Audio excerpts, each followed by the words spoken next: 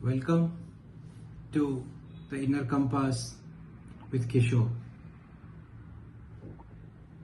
and a space for reflection, not instruction, for noticing, not fixing. This podcast is for leaders, managers, professionals, and really for anyone navigating work, relationship, and life while trying to do their best and sometimes feeling stuck without knowing why. I am Kishore Kumar Thakur, leadership and life coach, and here we explore the inner habits that shape how we show up on the outside. Today, I want to talk about a habit that often looks like strength, sounds like confidence, and feels like competence, but quietly limits growth. It is called winning too much. The idea comes from Marshall Goldsmith from his book, What Got You Here Won't Get You There. But this episode is not about the book.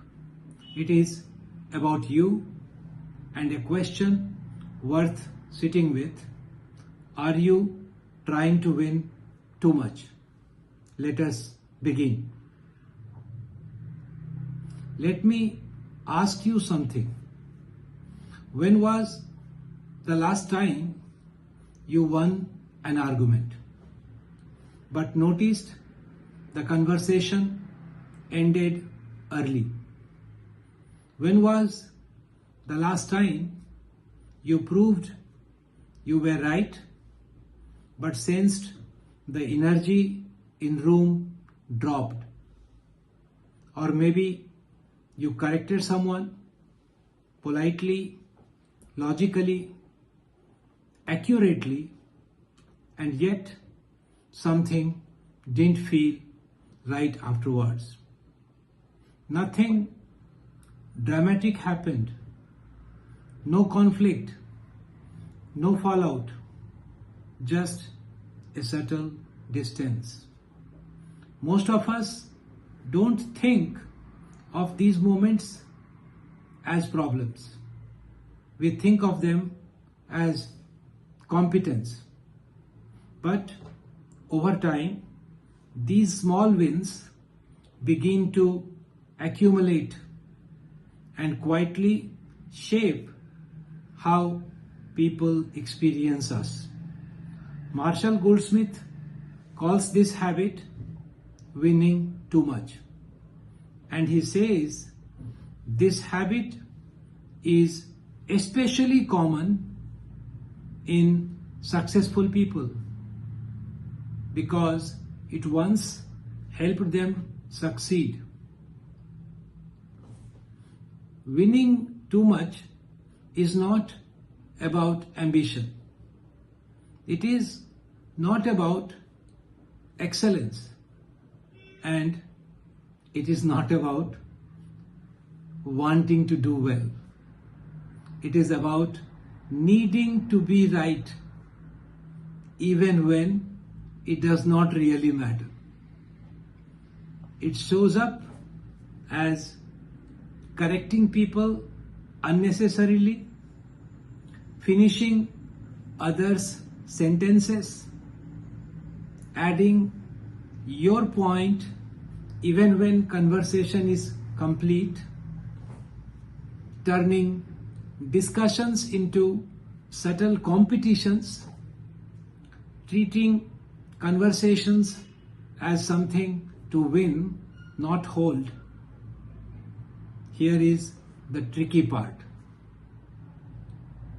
This habit often forms because it worked earlier in life. Being sharp helped you stand out. Being right helped you move ahead. Being articulate helped you gain respect. So your system learned something very powerful. This is who I am. This is how I add value. But leadership and maturity require a different question. Is this still what is needed now? As responsibility increases, the cost of winning also increases. Earlier, winning made you visible. Now, it may be making others invisible. Earlier, it helped you contribute. Now, it may be limiting contribution from others. In leadership roles, especially, winning too much sounds like, let me clarify, when clarity is not asked for. Here is what we should do before others finish. That won't work, because instead of curiosity, nothing here is rude. Nothing here is aggressive. And yet something shifts. People speak less freely.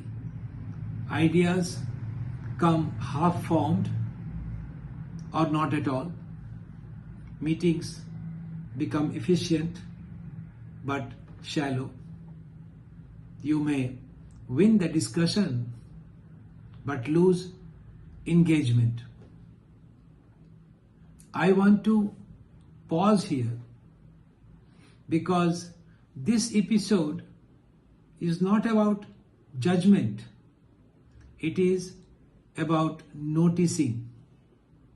So, the next time you feel the urge to correct, interrupt, and add one more point, have the last word, ask yourself gently, what am I trying to win right now? Is it respect? Is it control? Is it reassurance? Is it relevance? And then ask a deeper question. Is winning the best way to get that? Just sit with that. No answer needed immediately. This habit does not stay in meeting rooms alone. It follows us home, in relationships. Winning too much looks like remembering facts instead of feelings, keeping score, explaining instead of listening, turning emotional moments into logic exercises. You may win the argument but lose closeness. Many relationships don't suffer from lack of love. They suffer from too much of correctness. People don't always want solutions. They want presence. Here is the reframe I want to offer. Leadership is not about being right more often. It is about creating space more often. Space for other voices, space for other ideas, space for other truths. Sometimes the most powerful thing a leader can say is nothing. Sometimes the most impactful move is restraint. Not because you don't know, but because you don't need to prove that you know. I would like to leave you with 3 reflections. You may want to pause after the episode or return to them later. Where in my life do I feel strongest urge to be right?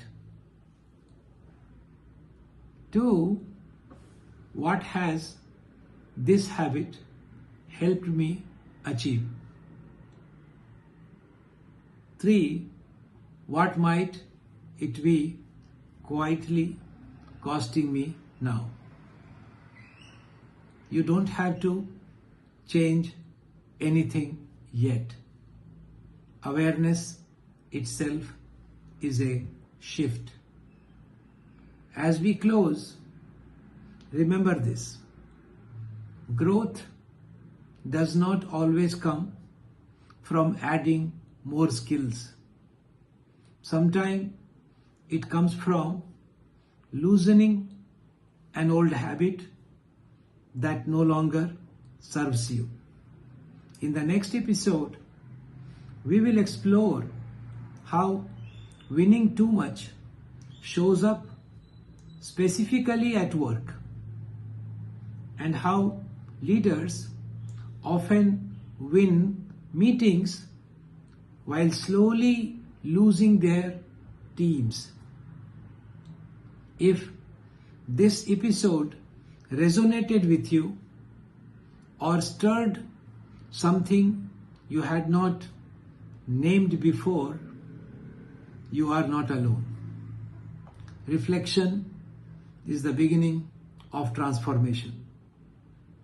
And if you feel called to explore these patterns more deeply, a coaching conversation can help. Not to fix you, but to help you listen more clearly to what is already present. Thank you for being here. Thank you for listening, not just to this podcast, but perhaps to yourself. Until next time, thank you.